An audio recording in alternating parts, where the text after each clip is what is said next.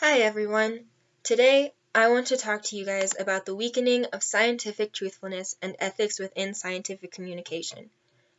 There used to be a time when scientists lived by two moral rules: impartiality, the willingness to work to extend knowledge without personal benefit, and communality, the free sharing of one's discoveries with others. This, according to sociologist Robert Merton, was how the reward system of science worked. Scientists who made discoveries first, and made them honestly, were rewarded. Their information then shared, and further research could be conducted. And of course, people who were found faking data or falsifying results were severely punished within the scientific community. This system worked very well. Deliberate fraud rarely occurred. However, within the last 40 years, serious cases of scientific fraud and unethical communication have become more prevalent and have led to the belief that the scientific community is becoming less trustworthy.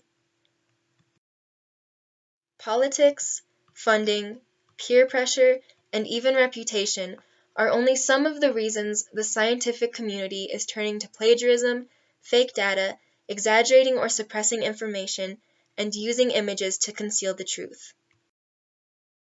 In 1974, Dr. William Summerlin of the Memorial Sloan Kettering Cancer Center in New York believed he had discovered a way to prepare mice skin so that it could be grafted onto a different species without being rejected. However, Dr. Summerlin kept failing. Expecting visitors to his laboratory, but scared they would see his failure, he used a marker to draw what looked like a black skin graft onto a white mouse. When the ink rubbed off and the scientific community realized what he had done, he was labeled as a perpetrator of fraud.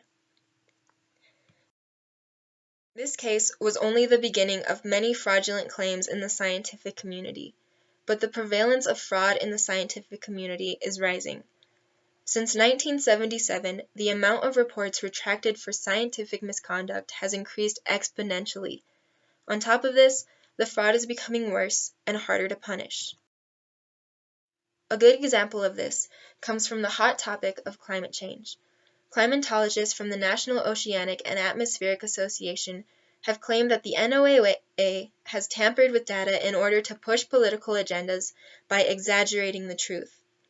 John Bates, who was a principal scientist at the NOAA, stated that the lead author of the 2015 report of deliberate manipulation of scientific research and publication standards.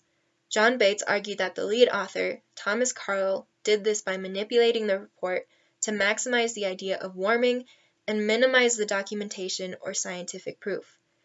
This allegation, along with others, has caused a split in the scientific community. With the lack of integrity, who do we believe? The NOAA or the whistleblowers? Even as scientists with new motives, we all understand that brewing fake data or tampering with real data to make the numbers look better is the worst possible sin in science. With serious cases such as the fake skin graft and the alleged tampered NOAA report, the scientific community is losing trust within society. How do we as scientists resolve this? The answer is simple. Recognize and avoid ethical abuses such as plagiarism, falsifying or fabricating data, suppressing or exaggerating information, stealing information, and using images that conceal the truth. Avoiding these unethical abuses is the key to scientists regaining their trust in society. With the current climate of the scientific community, it is important now more than ever that scientists try their best to be impartial, communal, and absolutely honest and ethical with their research and reports.